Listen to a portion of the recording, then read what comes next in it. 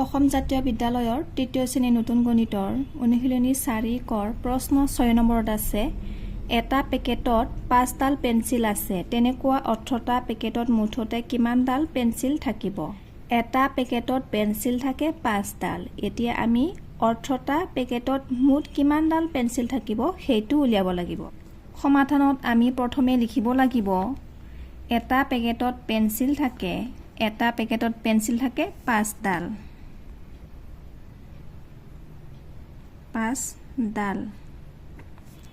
18টা পেকেটত কিমানডাল পেন্সিল থাকিব সেইটো উলিয়াব লাগিব তলত লিখিব লাগিব এতেকে 18টা পেকেটত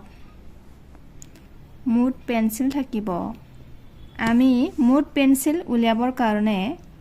5 আৰু 18 সংখ্যাৰ পূৰণফল উলিয়াব লাগিব 5 পূৰণ 18 এই দুটা সংখ্যা পূৰণ কৰিলে হয় 5 8 গুণ 40 40ৰ শূন্য বাকি থাকিল 4 1 5 গুণ 5 5ৰ লগত 4 যোগ কৰিলে 9 18টা পেকেটত মুঠ পেন্সিল থাকিব 90 ডাল ইয়াতে আমি ডাল লিখিব লাগিব 90 ডাল উত্তৰ প্ৰশ্ন 7 নম্বৰত আছে এখন কিতাপত 108 পৃষ্ঠা তেনেকুৱা 45খন কিতাপৰ মুঠ পৃষ্ঠা কিমান সমাধানত আমি প্ৰথমে লিখিব লাগিব এখন কিতাপত পৃষ্ঠা থাকে দিয়া আছে 108 পৃষ্ঠা গতিকে 45খন কিতাপৰ মুঠ পৃষ্ঠা থাকিব আমি 108 সংখ্যাক 45ৰে পূৰণ কৰিব লাগিব এতিয়া এই দুটা সংখ্যাক পূৰণ কৰিলে হ'ব 108 আৰু 45 8 5 গুণ 40 40ৰ শূন্য বাকি থাকিল 4 0 5 গুণ 0 0ৰ লগত 4 যোগ কৰিলে 4 1 5 গুণ 5 তাৰ পিছত 4 8 গুণ 32ৰ 2 4 0 গুণ 0 0ৰ লগত 3 যোগ কৰিলে 3 1 4 গুণ 4 যোগ কৰিলে হ'ব 0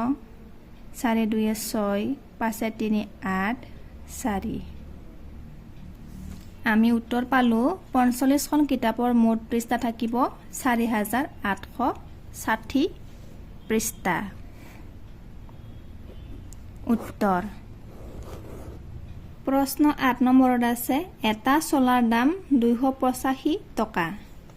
তেনেকুৱা 12টা চলাৰ মুঠ দাম কিমান হ'ব সমাধানত আমি প্ৰথমে লিখিব লাগিব এটা চলাৰ দাম দিয়া আছে 285 টাকা তেনেকুৱা 12টা চলাৰ মুঠ দাম কিমান আমি সেইটো উলিয়াব লাগিব আমি 285 12 সংখ্যাৰ লগত পূৰণ কৰিব লাগিব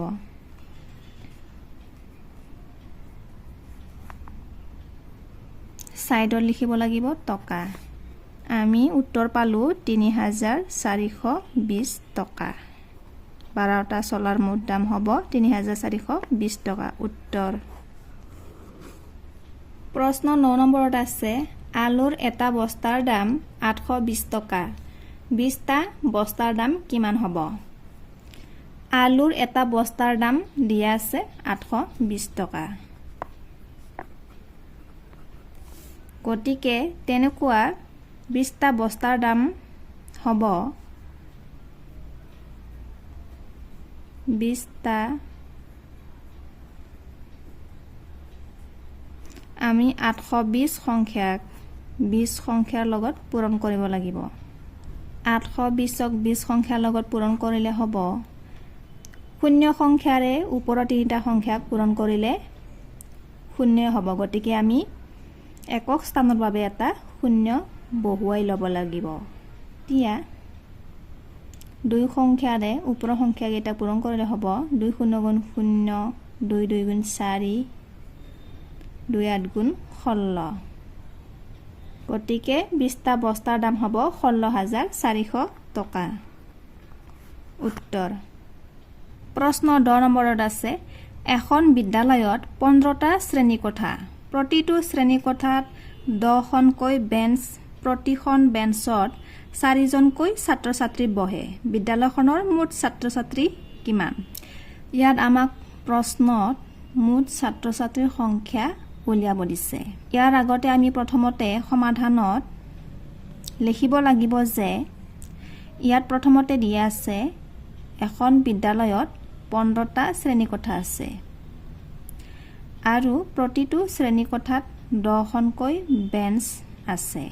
গতিকে আমি প্ৰথমতে সমাধানত লিখিব লাগিব মুঠ ছাত্ৰ ছাত্ৰীৰ সংখ্যা উলিয়াবৰ কাৰণে আমি প্ৰথমতে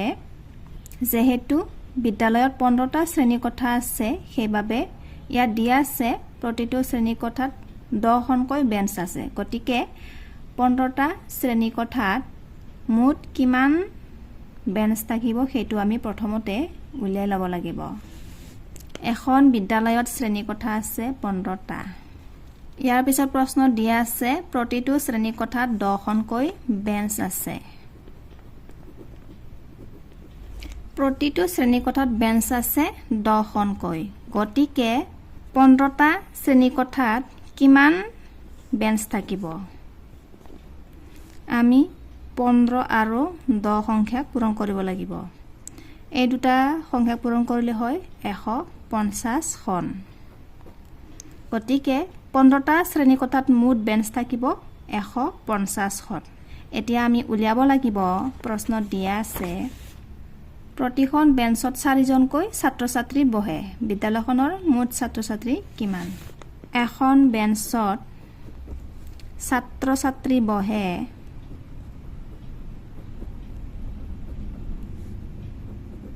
এখন বেঞ্চত ছাত্ৰ ছাত্ৰী বহে 4জনকৈ 150খন বেঞ্চত ছাত্ৰ ছাত্ৰী বহিব পাৰে আমি 4 সংখ্যাক 150 সংখ্যাৰ লগত আমি পূৰণ কৰিব লাগিব 4 শূন্য গুণ 0 4 5 গুণ 20 20ৰ 0 1 4 গুণ 4 4ৰ লগত বাকি থকা সংখ্যা 2 যোগ কৰিলে হয় 6 আমি ইয়াতে জন লিখিব লাগিব আমি উত্তৰ পালো 150খন বেঞ্চত ছাত্ৰ ছাত্ৰী বহিব পাৰে 600জনকৈ গতিকে আমি ইয়াৰ পৰা গম পাওঁ যে বিদ্যালয়খনৰ মুঠ ছাত্ৰ ছাত্ৰী হ'ব 600 বিদ্যালয়খনৰ মুঠ ছাত্ৰ ছাত্ৰী হ'ব 600জন উত্তৰ প্ৰশ্ন 11 নম্বৰত আছে এটা পেকেটত 8খনকৈ বিস্কুট আছে এটা বাকচত 12টা পেকেট ধৰে এখন দোকানত 10টা বাকচ আছে দোকানখনত মুঠতে কিমানখন বিস্কুট আছে ইয়াতে আমি সমাধানত প্ৰথমে লিখিব লাগিব প্ৰথমতে দিয়া আছে এটা পেকেটত 8খনকৈ বিস্কুট আছে গতিকে এটা পেকেটত বিস্কুট থাকে 8খনকৈ গতিকে আমি ইয়াৰ পিছত দিয়া আছে এটা বাকচত 12টা পেকেট ধৰে গতিকে আমি 12টা পেকেটত কিমান বিস্কুট থাকে সেইটো উলিয়াই ল'ব লাগিব 12টা পেকেটত বিস্কুট থাকে আমি 8 আৰু 12 সংখ্যাক পূৰণ কৰিব লাগিব 12টা পেকেটত বিস্কুট থাকিব 96 আমাক শেষত সুধিছে এখন দোকানত 10টা বাকচ আছে দোকানখনত মুঠতে কিমানখন বিস্কুট আছে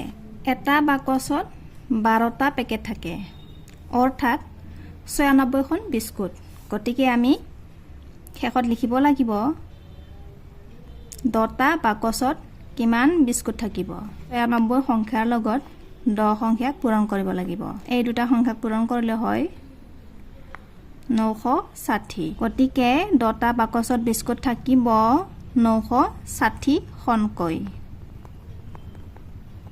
উত্তৰ প্ৰশ্ন 12 নম্বৰত আছে এখন কিতাপত 60 পৃষ্ঠা প্ৰতিটো পৃষ্ঠাত 25টাকৈ শাৰী প্ৰতিটো শাৰীত 12টাকৈ শব্দ প্ৰতিটো শব্দত 4টাকৈ আখৰ কিতাপখনত মুঠ আখৰ কিমান ইয়াত আমি প্ৰথমতে সমাধানত লিখিব লাগিব প্ৰথমতে প্ৰশ্ন দিয়া আছে এখন কিতাপত 60 পৃষ্ঠা থাকে প্ৰতিটো পৃষ্ঠাত 25টাকৈ শাৰী গতিকে আমি লিখিব লাগিব এখন কিতাপত পৃষ্ঠা থাকে 60 পৃষ্ঠা প্ৰতিটো পৃষ্ঠাত শাৰী থাকে 25টাকৈ গতিকে 60 পৃষ্ঠাত শাৰী থাকিব আমি যেহেতু প্ৰতিটো পৃষ্ঠাত শাৰী থাকে 25টাকৈ সেইবাবে আমি 60 পৃষ্ঠাত কিমান শাৰী থাকিব সেইটো উলিয়াই ল'ব লাগিব গতিকে 60 পৃষ্ঠাত শাৰী থাকিব আমি 60 আৰু 25ৰ পূৰণফল উলিয়াব লাগিব এই দুটাৰ পূৰণফল উলিয়ালে হয় 1500 60 পৃষ্ঠাত শাৰী থাকিব 1500টাকৈ ইয়াৰ পিছত প্ৰশ্ন দিয়া আছে প্ৰতিটো শাৰীত 12টাকৈ শব্দ এটা শাৰীত থাকে 12টাকৈ যে প্ৰতিটো শাৰীত শব্দ থাকে 12টাকৈ 1500 শাৰীত কিমান শব্দ থাকিব সেইটো উলিয়াই ল'ব লাগিব এটা শাৰীত যদি 12টাকৈ শব্দ থাকে তেতিয়া হলে 1500 শাৰীত কিমান শব্দ থাকিব 1500 শাৰীত শব্দ থাকিব আমি 1500 আৰু 12 সংখ্যাৰ পূৰণফল উলিয়াব লাগিব এই দুটাৰ পূৰণফল উলিয়ালে হয় গতিকে 1500 শাৰীত শব্দ থাকিব 18000টা শব্দ আৰু ইয়াৰ পিছত প্ৰশ্ন দিয়া আছে প্ৰতিটো শব্দত 4টাকৈ আখৰ কিতাপখনত মুঠ আখৰ কিমান এতিয়া আমি মুঠ আখৰ উলিয়াব লাগিব 1500 শাৰীত কিমান শব্দ থাকে সেইটো পালো শাৰীত শব্দ থাকে 18000 এতিয়া আমি আখৰ কিমান থাকিব সেইটো উলিয়াব লাগিব প্ৰতিটো শব্দত আখৰ থাকে 4টাকৈ প্ৰশ্নত দিয়া আছে প্ৰতিটো শব্দত আখৰ থাকে 4টাকৈ গতিকে 18000টা শব্দত আখৰ থাকিব আমি 18000 সংখ্যাক 4ৰে পূৰণ কৰিব লাগিব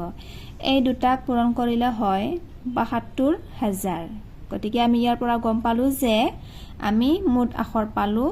কিতাপখনত মুঠ আখৰ হ'ব 72000টা উত্তৰ